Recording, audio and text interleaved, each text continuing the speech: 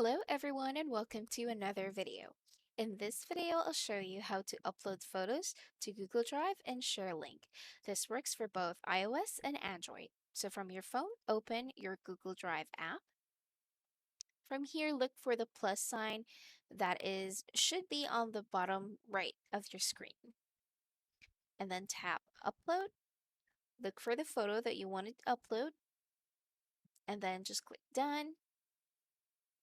Give it a few seconds to upload. It depends on the size of the photo. And then once you're on that photo, tap on the three dots and then tap on Share.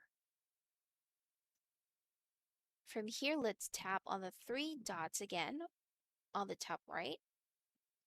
Then let's choose Manage Access. We want to change it, so tap on Change and then the arrow sign and choose Anyone with a Link. All right, now it's updated. Let's copy the link by tapping on the link sign on the top right. Now let's try and test and open it on a browser and search.